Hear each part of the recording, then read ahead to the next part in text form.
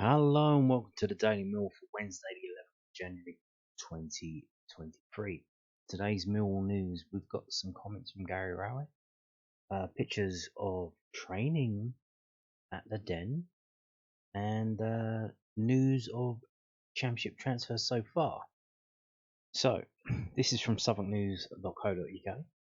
Millwall boss confident that history will repeat itself after a strong start to the season. The Lions have made their best start to a Championship campaign since winning promotion from League One in 2017. Did you hear that? You've never had it so good. Gary Rowett is hoping that Millwall will be able to improve in the second half of the season as they continue to fight for a place in the top six. The Lions have been known for playing poorly in the early stages of each season before going on an impressive run that leads them to within inches of the playoff places, or before going on an impressive run that excites all the fans, only to lead to an inevitable failure. Just me? Just me? However, 2022 to 23 has been different for our side so far, as they have occupied a top six position for most of the campaign despite a disastrous string of results at the start of the season.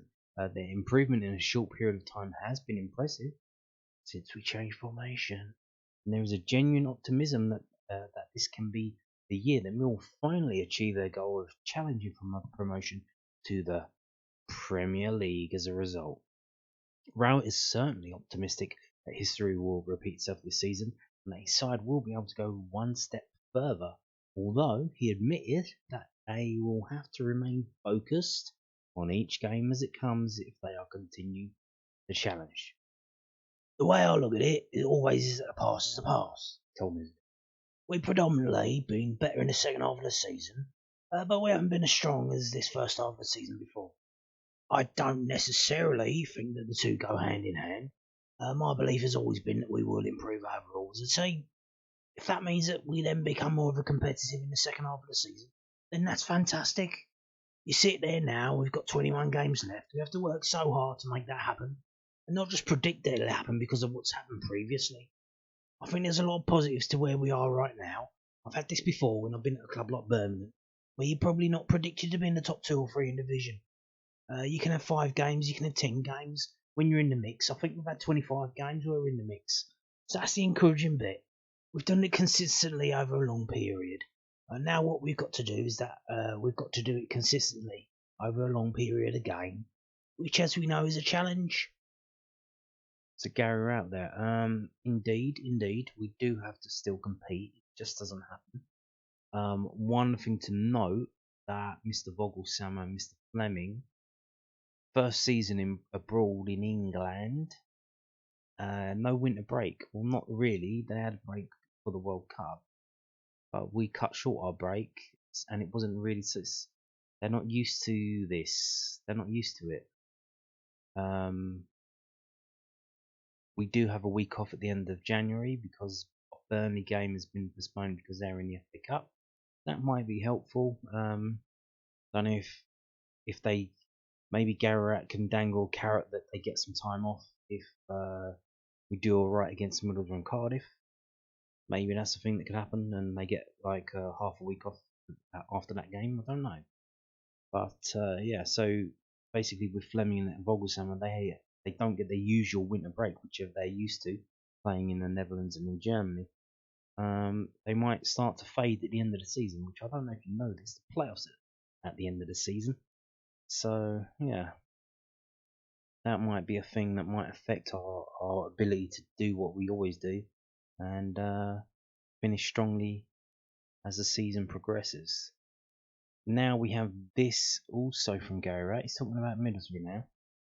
So this is from londonnewsonline.co.uk, and they've asked him about Middlesbrough, the new manager there, and the signing that they've made for a striker. So, Millwall boss gives verdict on Michael Carrick's Borough start and January deal for Aston Villa striker. Not for us, for them. It sounds like, oh, we're doing a deal for an Aston Villa striker, which is what I thought when I read this headline, and I couldn't click on it fast enough. And then I saw, oh no, he's talking about the striker that they signed. So Millwall head to one of the Championship form teams on Saturday with Middlesbrough, chaining together impressive results under new manager Michael Carrick. But Lions boss Gary Rowett is relishing the test of the two clubs, both in the playoff places, go head to head in Teesside this weekend. Middlesbrough have taken 22 points in their last 10 matches, a return only bettered by Burnley, Sheffield United, and West Bromwich Albion. Millwall have collected 16 points over the same period. If you look at the two teams in the division that are in form and really pushing for the top six, you'd expect with their quality, then you'd say West Brom and Middlesbrough are those two teams, Rowett told the South London Press. Yes, West Brom have come a long way since we played them in October. They are just below us now, so yeah, they've come a long way. When we played them, they were just above the relegation zone. Now they're just outside of the playoff places. Michael's gone to Middlesbrough, where they've had the quality and they've had the squad there, but not necessarily found the right ingredients. For sure, he seems to have had a huge impact. You can see that in some of the results and some of the performances. It would be a really tough game. It would be at any point, but going there when they're in good form and on the up adds to the challenge. But that's what the division's about. We found that same challenge going somewhere like Preston. People said that they hardly conceded any goals, and we found an answer. Watford were on a good run of form. The challenge doesn't change. But from afar, I've been very impressed by the job that Michael's done. His team look to be in confident form at the moment. Borough signed Aston Villa striker Cameron Archer on loan for the remainder of the season. They pushed the boat to get that type of quality player in because I think there was quite a bit of business and quite a bit of interest in the Championship, said Rowett. I certainly don't think it was a deal that we'd have been able to match. This is what you're up against in this division, but that's been the same for the last 3 years. We're trying to find those little extra differences which can keep us challenging at the right end of the table. He's certainly a very good player. He showed at Preston on loan and Aston Villa with his brief appearances. I'm sure Middlesbrough will look to strengthen in a good run of form going into this window. Indeed. Or it could upset the apple cart. You never know. They might be forced to play him and put him in a position that's not really the best thing for them.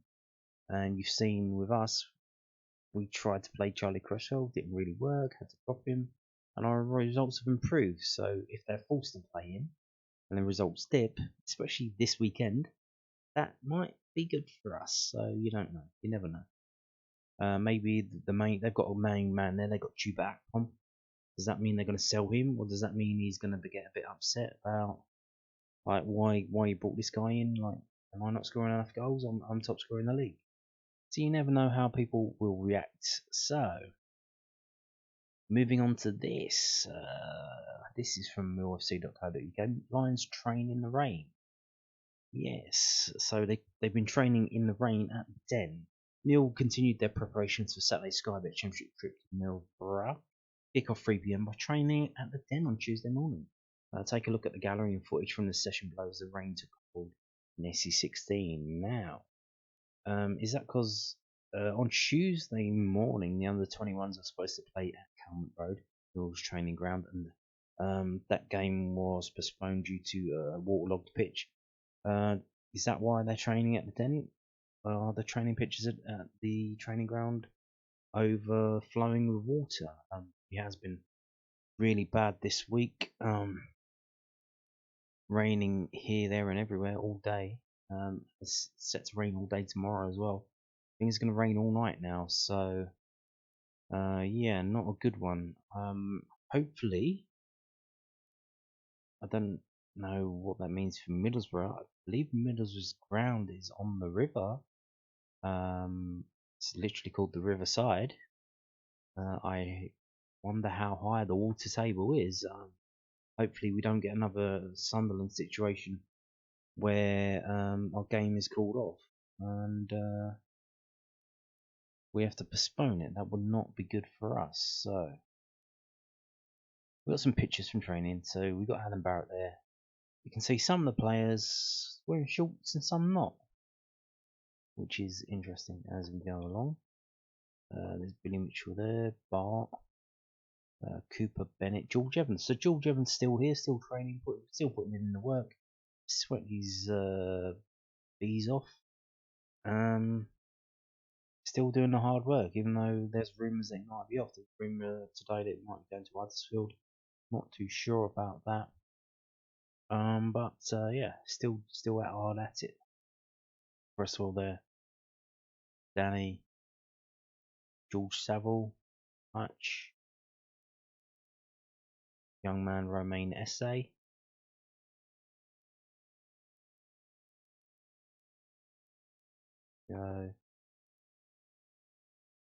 George Long. So George Long is back. Nice. So probably expect him to start against Middlesbrough then, I guess. Gary out there pointing at someone.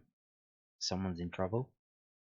George Saville there. George Saville, just me or is he looking a bit pale?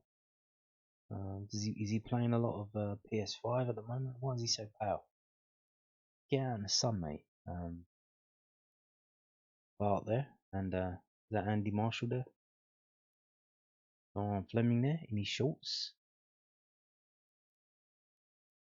He back. Where's he been? Ryan Leonard. Shaq Wooden. Bradshaw there in the background. Romain Essay. Bogle Sammer. George Long again. So there you go. I think that's about it. So you can see there. So the players that were missing are the ones he mentioned the other day in yesterday's video about the injured players, which were Tyler Burry, Scott Malone. So he was ill. Now he's got a cut in his foot apparently.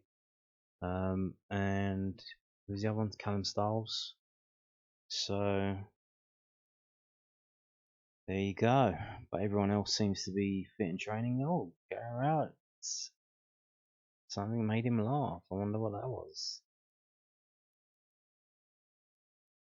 And there you go, we're back round again. So there you go. Now, hopefully it goes better than last time that they trained at the Den.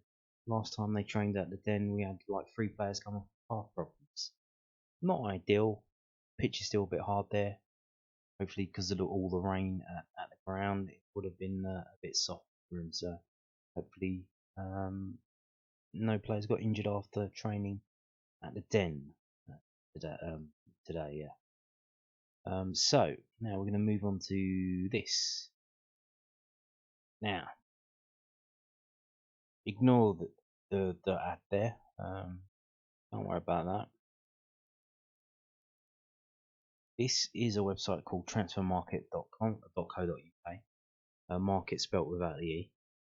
It's a German website that just lists footballers and stuff, and clubs and stuff. And the reason why I'm using this website is because it lists all the championship transfers this transfer window by club. Now you've got websites like the BBC and Sporting Life. They list all the transfers. They list it by date, not by league, not by teams, just by date, day by day, which is fine if you want the latest news.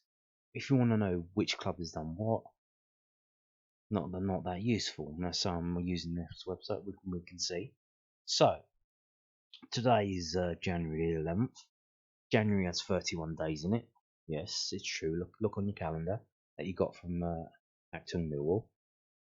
So we are basically a third of the month through, and Millwall have signed one player, a young man called Adomu Maku, who we're still not sure of if he's in the first team picture, like not starting, but like there or thereabouts on the subs bench and stuff, or if he's an under 21 this season for the rest of the season. And then they'll give him pre-season in the summer with the first team and see if he can step up. We're still not sure about him because there was supposed to be an under 21 game yesterday that was called off. He probably could have played in that, but he was injured.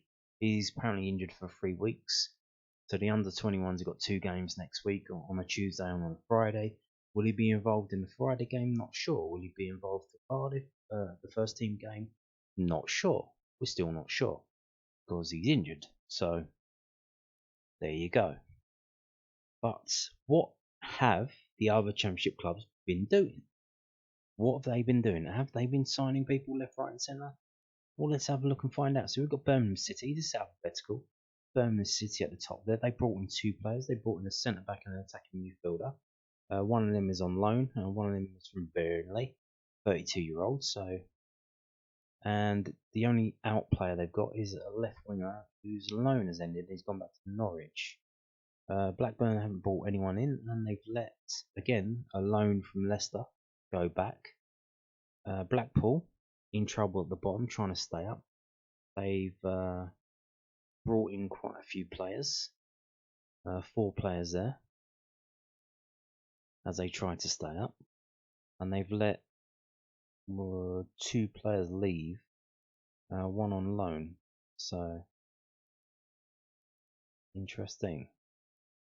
Or one whose loan has ended.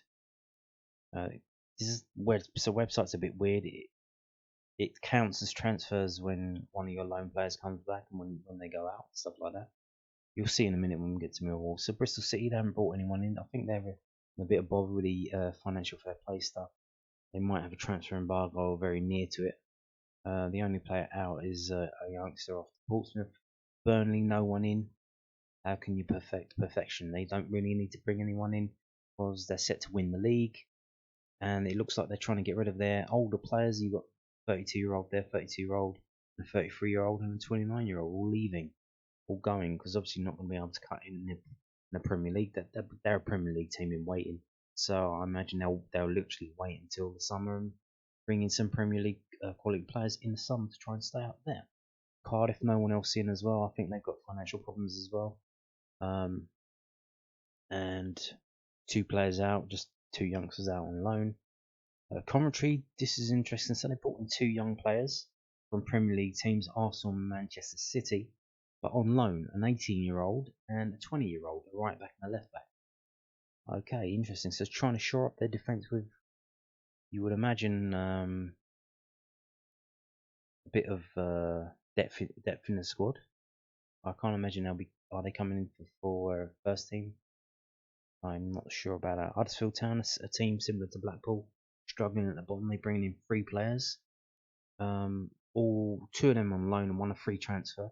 A centre forward from Switzerland, Anthony Knockhart, remember him from Fulham, on loan, and that 33-year-old right back from Burnley, he's on loan as well. We got Hull City bringing 1 in, a loan transfer from Brighton. Young centre forward, Aaron Connolly, not Evan Ferguson. We were linked with a young centre forward from Brighton, Evan Ferguson. I'm not sure where he's gone, if he's gone anywhere, or if he's still at Brighton. And they've loaned out 2 players and let up 2 other players go. Luton, no ins and no outs. Middlesbrough, as we mentioned before, Cameron Archer in, centre forward from Aston Villa on loan. And they've let Massimo Luongo go back to Ipswich. Millwall, 1 player in, Edomu Maku, a winger. And out, obviously, Isaac Loffey, Benikofobi. But they're mentioning B-Sart Topolog there. They're using him as an out because he's gone out on loan to Bromley. But I believe that ends on the 20th of January, so I'm not sure if that's going to be extended. And obviously, we've got Shamar Lawson out on loan as well, but I don't think Shamar Lawson has a first team squad number, so that's why he's not included. Shamar Lawson not registered as a first team player. The start topology is, I believe. So that's why he's on the list and Shamar isn't. Norwich City, no one in. And they've got 2 youngsters out on loan, one at Maidstone, a goalkeeper replacing Daniel Sanford, and then Aaron Ramsey. Not that one, another one. Who's gone back to Aston Villa because he was on loan, he's gone back. Preston North End. So they loaned in a centre forward that we were linked with, Tom Cannon, which is like, it's one of those where they list like 3 or 4 championship teams and we're one name. I think they just do it to get the clicks, to be honest, because Millwall fans very busy on the internet, very thirsty for transfer news. So they've got no one coming out. So just that Everton youngster on loan. So we'll see how good he is, because Ellis Sims did all right at Sunderland. So if he's any good as him, they might be a bit of a threat going forward. Now QPR, no one in, yet, but it has been mentioned today that Jamal Lowe is probably going to be signing for QPR. We'll wait and see. Nothing confirmed yet, but no one in yet. And out on loan, a youngster out on a loan transfer. And interestingly, Macaulay Bonne, centre forward, his contract's run out, boom, gone. Without a club. Free agent. More on that later. I'll have a look at that. So Reading FC, we've got rumours that they might be involved in financial fair play stuff as well. And no one in for them, no one out. For Rotherham, Sean Morrison, centre back, free agent they signed. 32-year-old centre back. Okay. And so, interestingly, Brooke Norton Cuffy, we just saw him earlier. He was on loan at Rotherham, gone back from Rotherham, back to Arsenal, loaned back out to Coventry. So, interesting. So, bodes well. It might be a similar situation to what happens to Cresswell, where the loan gets cancelled and he gets loaned back out. Will he be on loan to Rotherham? Not sure about that. Sheffield United, no one in for them. Loans out. Just youngsters going out on loan. And once Cadro, who was loaned in, has gone back to Brighton. His loan was ended. Stoke City, no one in, no one out. Sunderland, no one in. They've lost Ellis Sims, which is good for us. His loan's ended. He's gone back to Everton. He's apparently on the bench in the Premier League. And they've loaned out a youngster as well. So not a lot of ins now. Swansea City, no one in. And what we've got there, 2 youngsters out on loan, and a player that they had loaned in from Brentford has gone back to Brentford. So a lot of season-long loans have been cut short. Kind of weird, but don't know why that is. Watford, we know Watford have got their problems. They must have, because we beat them twice this season quite handily. And they've brought in a whole host of players. They've paid 8 million. They've signed someone from the MLS in Montreal, a central midfielder, Ishmael Kone. They've signed centre forward, a right back, Bakuna, central midfielder. That was a free transfer. Who's Vata Club. And they've loaned in from Udinese, who, funnily enough, the Watford owners also own. Isn't that funny? A left winger. So, interesting stuff there. And the out is they loaned a player in who's gone back to his own club. So, seems like Watford and Blackpool are the busiest teams in the league so far. West Bromwich Albion, again, no one in, no one out. Stephen Cork has signed for Wigan from a Turkish team. And Miguel Aziz has gone on loan there from Arsenal. And they've had, again, another centre forward has ended his loan from Everton and gone back to Everton. And they've let Graham Shinney, 31 years old, go to Aberdeen on loan. So you can see there's not a lot of business going on there. The teams that are doing a lot of business are the teams that need it the most. So you can see, Watford and Blackpool, the ones who need it the most, are the busiest teams in the transfer market after 11 days. And we've got 20 days to go.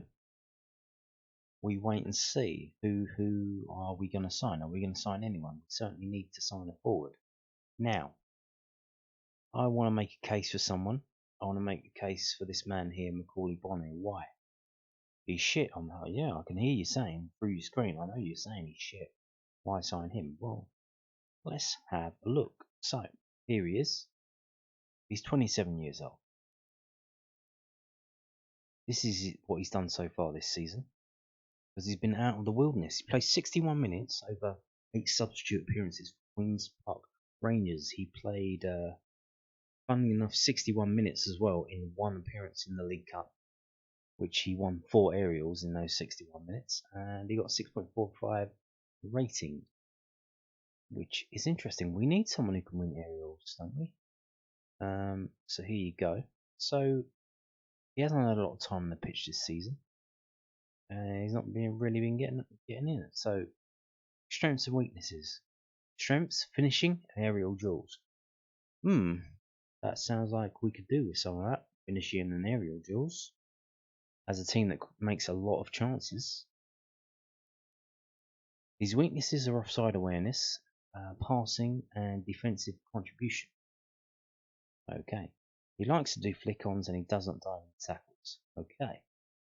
Now these are his matches this season, but like I said, he hasn't started a game. He's come off the bench. The most amount of time he's had on the pitch was against Charlton in the EFL Cup first round, away to Charlton. Charlton won on penalties. And that's the most game time he had, is 6.45 rating. So there you go. Now, overall though, you can see his teams here. He's played for Charlton. Before this, he played for Leighton Orient, but he's played for Charlton, QPR, and Ipswich. So he's a Southeast London. He's a Southeast Londoner, or Southeast Englander. So if there's a competition between us and anyone else, and we could probably lowball him on the wages, if we're the only Southeast England team in the running, because you would imagine that if it's between us and Huddersfield, or us and Rotherham, or us and someone else in the northern wastelands, that we could, we would be his preferred choice. Now, would it be our preferred choice?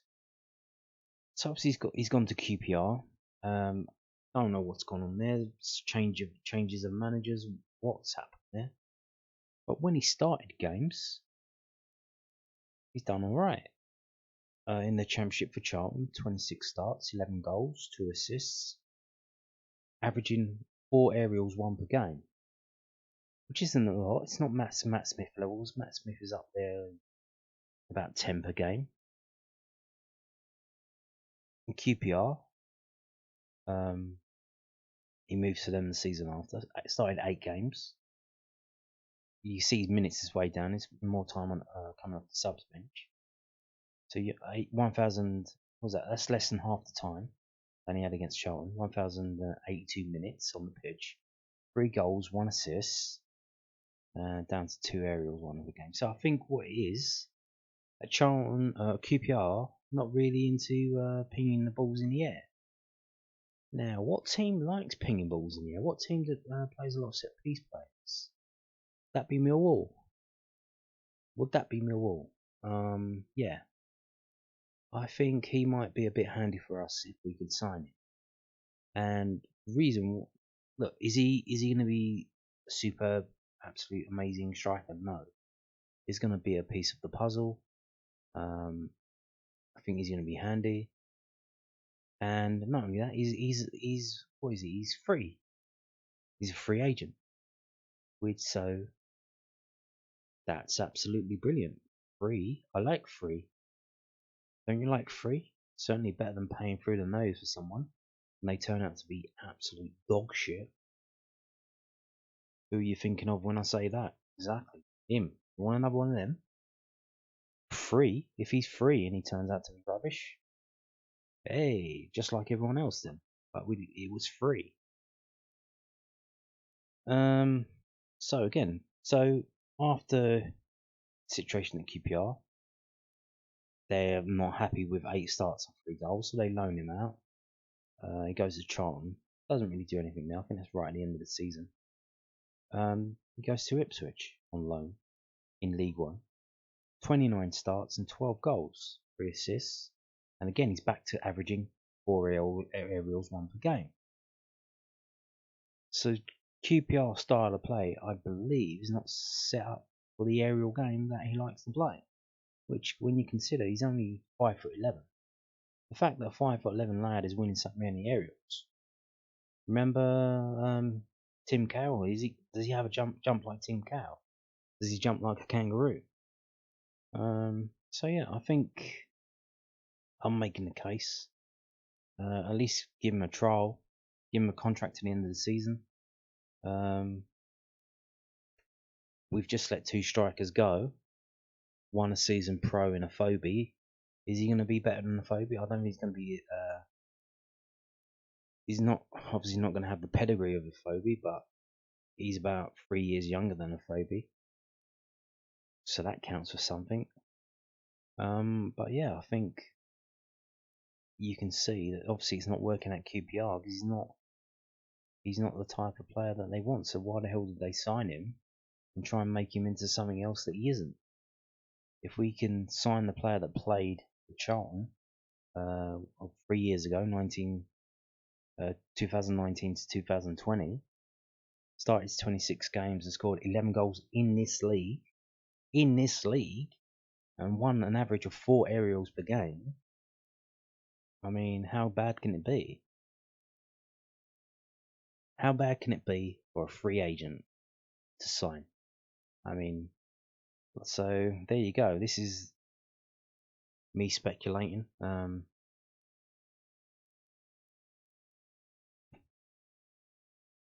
He's a free agent, so let's.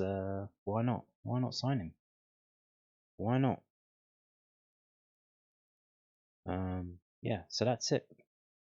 But as you can see, we are in 11 days in the transfer market. There's not been a lot of business anywhere. Only at 2 or 3 clubs that desperately need it. Now we do desperately need a centre forward, so I'm sure the club are working on that. They said they're trying to bring in quality, but rumours in the news today that Jamal Lowe has snubbed Millwall again and he's going to another club. So if we make an offer to Bonnie and he snubs us, then that really would be a slap in the face. So we wait and see. But on that note, thank you for watching, and